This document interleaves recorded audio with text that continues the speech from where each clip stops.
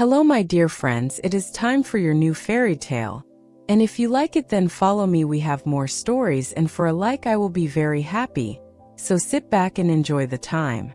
It was lovely summer weather in the country, and the golden corn, the green oats, and the haystacks piled up by the meadows looked beautiful. The stork walking about on his long red legs chattered in the Egyptian language which he had learnt from his mother. The cornfields and meadows were surrounded by large forests, in the midst of which were deep pools. It was indeed delightful to walk about in the country. In a sunny spot stood a pleasant old farmhouse close by a deep river, and from the house down to the waterside grew great burdock leaves, as high, that under the tallest of them a little child could stand upright. The spot was as wild as the center of a thick wood. In this snug retreat sat a duck on her nest, watching for her young brood to hatch. She was beginning to get tired of her task, for the little ones were a long time coming out of their shells, and she seldom had any visitors. Other ducks liked much better to swim about in the river than to climb the slippery banks, and sit under a burdock leaf, to have a gossip with her. At length one shell cracked, and then another, and from each egg came a living creature that lifted its head and cried, "Peep, peep." "Quack, quack," said the mother, and then they all quacked as well as they could, and looked about them on every side at the large green leaves. Their mother allowed them to look as much as they liked because green is good for the eyes. "How large the world is," said the young ducks, when they found how much more room they now had than while they were inside the eggshell. "Do you imagine this is the whole world?" asked the mother. "Wait till you have seen the garden. It stretches far beyond that to the parson's field, but I have never ventured to such a distance. Are you all out?" she continued, rising. "No, I declare, the largest egg lies there still. I wonder how long this is to last. I am quite tired of it." And she seated herself again on the nest. "Well, how are you getting on?" asked an old duck who paid her a visit. "One egg is not hatched yet," said the duck. "It will not break. But just look at all the others. Are they not the prettiest little ducklings you ever saw? They are the image of their father, who is so unkind, he never comes to see." "Let me see the egg that will not break," said the duck. "I have no doubt it is a turkey's egg. I was persuaded to hatch some once, and after all my care and trouble with the young ones, they were afraid of the water. I quacked and clucked, but all to no purpose. I could not get them to venture in. Let me look at the egg. Yes, that is a turkey's egg. Take my advice, leave it where it is and teach the other children to swim." "I think I will sit on it a little while longer," said the duck. "As I have sat so long already, a few days will be nothing." "Please yourself," said the old duck, and she went away. At last the large egg broke, and a young one crept forth crying, "Peep, peep." It was very large and ugly. The duck stared at it and exclaimed, "It is very large and not at all like the others. I wonder if it really is a turkey. We shall soon find it out, however, when we go to the water. It must go in if I have to push it myself." On the next day the weather was delightful, and the sun shone brightly on the green burdock leaves. So the mother duck took her young brood down to the water, and jumped in with a splash. "Quack, quack," cried she, and one after another the little ducklings jumped in. The water closed over their heads, but they came up again in an instant, and swam about quite prettily with their legs paddling under them as easily as possible, and the ugly duckling was also in the water swimming with them. "Oh," said the mother, "that is not a turkey. How well he uses his legs and how upright he holds himself. He is my own child, and he is not so very ugly after all if you look at him properly. Quack, quack. Come with me now, I will take you into grand society, and introduce you to the farmyard. But you must keep close to me or you may be trodden upon. And above all, beware of the cat." When they reached the farmyard, there was a great disturbance. Two families were fighting for an eel's head, which, after all, was carried off by the cat. "See, children, that is the way of the world," said the mother duck, wetting her beak, for she would have liked the eel's head herself. "Come now, use your legs and let me see how well you can behave."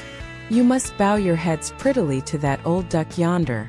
She is the highest born of them all, and has Spanish blood, therefore she is well off. Don't you see she has a red flag tied to her leg, which is something very grand, and a great honor for a duck.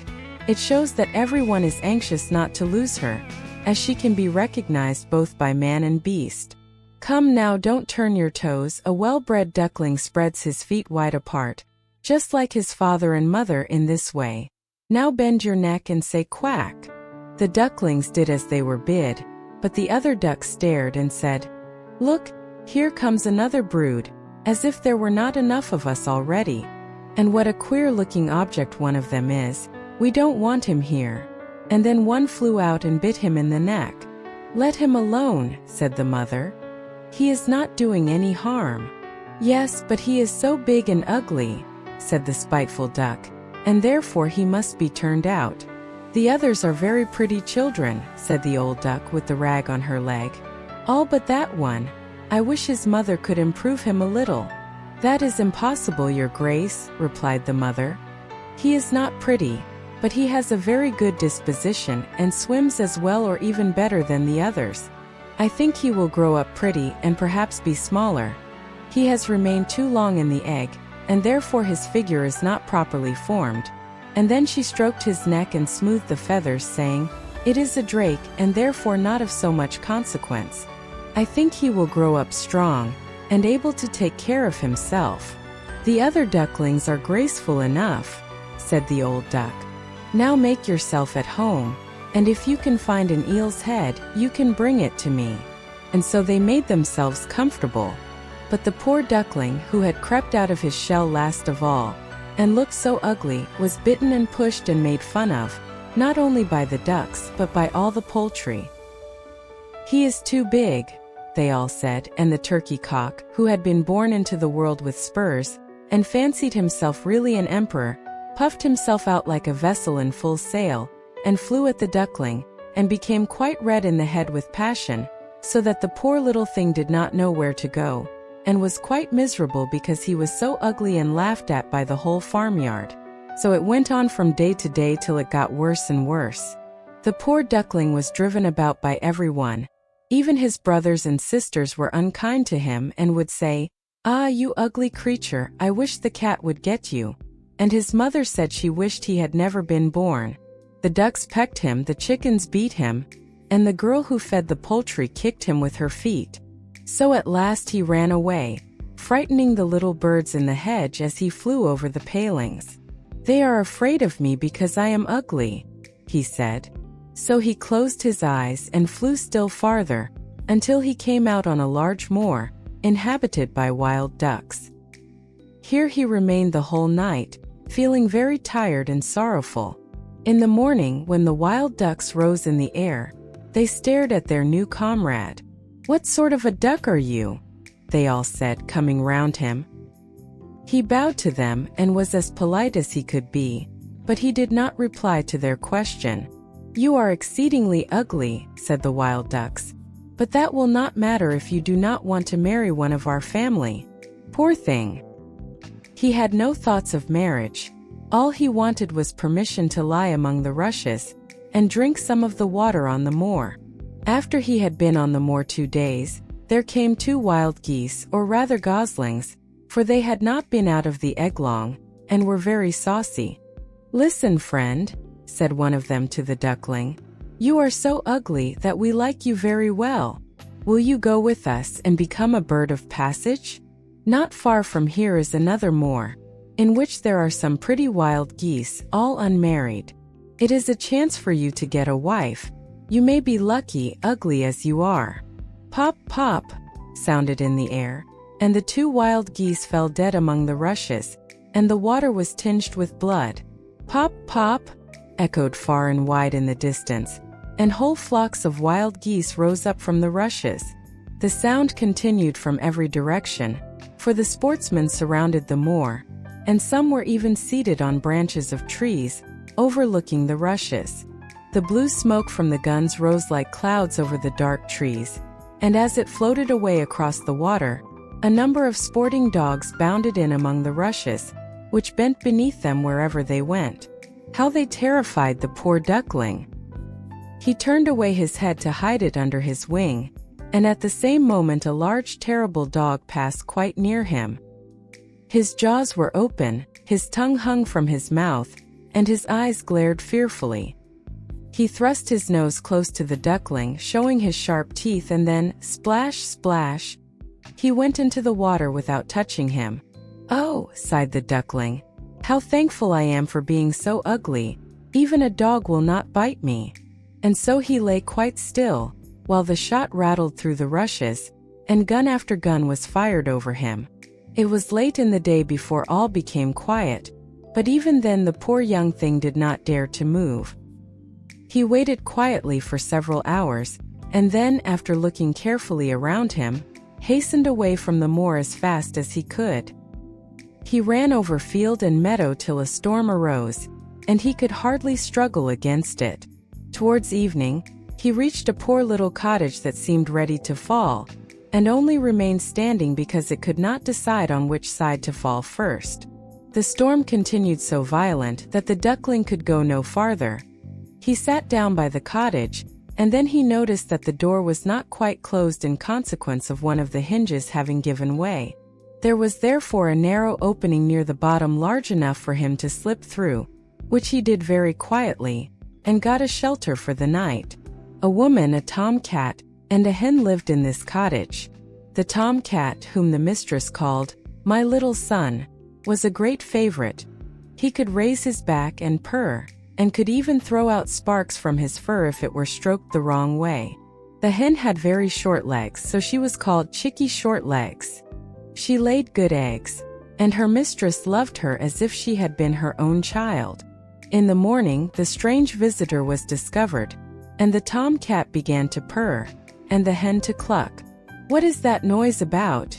said the old woman, looking round the room, but her sight was not very good. Therefore, when she saw the duckling, she thought it must be a fat duck that had strayed from home. "Oh, what a prize!" she exclaimed. "I hope it is not a drake, for then I shall have some duck's eggs. I must wait and see." So the duckling was allowed to remain on trial for 3 weeks, but there were no eggs. Now the tomcat was the master of the house, and the hen was mistress, and they always said, "we and the world," for they believed themselves to be half the world, and the better half too. The duckling thought that others might hold a different opinion on the subject, but the hen would not listen to such doubts. "Can you lay eggs?" she asked. "No." "Then have the goodness to hold your tongue. Can you raise your back or purr or throw out sparks?" said the tomcat. "No." "Then you have no right to express an opinion when sensible people are speaking." So the duckling sat in a corner, feeling very low-spirited, till the sunshine and the fresh air came into the room through the open door, and then he began to feel such a great longing for a swim on the water, that he could not help telling the hen. "What an absurd idea," said the hen. "You have nothing else to do, therefore you have foolish fancies. If you could purr or lay eggs, they would pass away.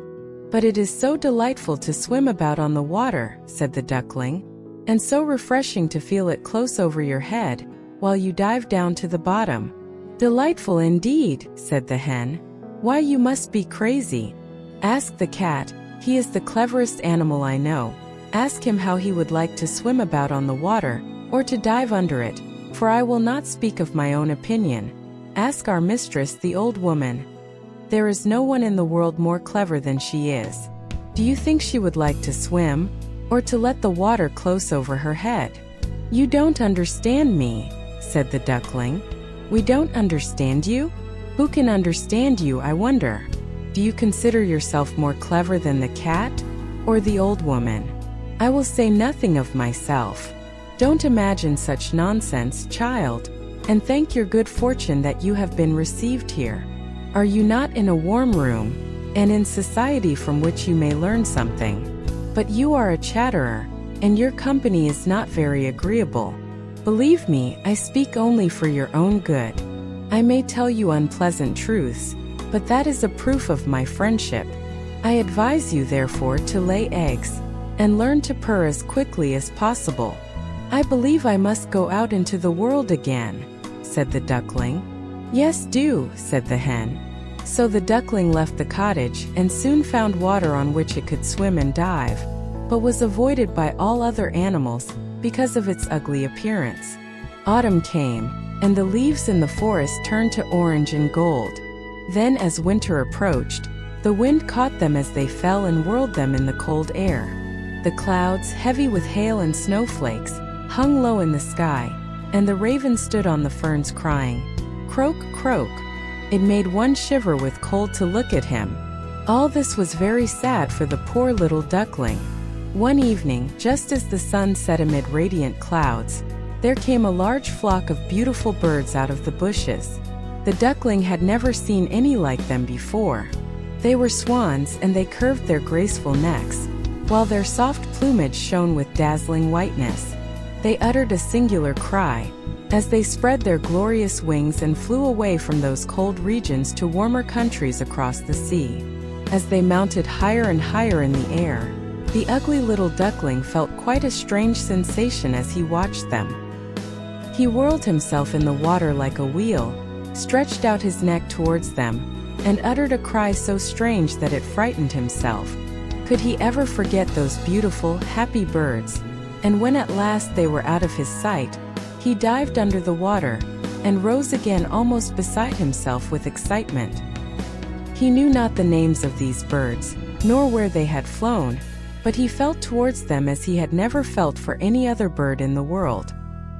He was not envious of these beautiful creatures, but wished to be as lovely as they. But it does not matter. Better be killed by them than pecked by the ducks, beaten by the hens, pushed about by the maiden who feeds the poultry, or starved with hunger in the winter. Then he flew to the water, and swam towards the beautiful swans. The moment they espied the stranger, they rushed to meet him with outstretched wings. "Kill me," said the poor bird, and he bent his head down to the surface of the water and awaited death. But what did he see in the clear stream below? His own image, no longer a dark gray bird, ugly and disagreeable to look at, but a graceful and beautiful swan. To be born in a duck's nest in a farmyard is of no consequence to a bird, if it is hatched from a swan's egg. He now felt glad at having suffered sorrow and trouble, because it enabled him to enjoy so much better all the pleasure and happiness around him. For the great swans swam round the newcomer, and stroked his neck with their beaks as a welcome. Into the garden presently came some little children, and threw bread and cake into the water. "See," cried the youngest, "there is a new one." And the rest were delighted and ran to their father and mother, dancing and clapping their hands and shouting joyously, "There is another swan come, a new one has arrived." Then they threw more bread and cake into the water and said, "The new one is the most beautiful of all. He is so young and pretty." And the old swans bowed their heads before him. Then he felt quite ashamed and hid his head under his wing, for he did not know what to do. He was so happy and yet not at all proud. He had been persecuted and despised for his ugliness, and now he heard them say he was the most beautiful of all the birds. Even the elder tree bent down its boughs into the water before him, and the sun shone warm and bright. Then he rustled his feathers, curved his slender neck, and cried joyfully from the depths of his heart, "I never dreamed of such happiness as this, while I was an ugly duckling."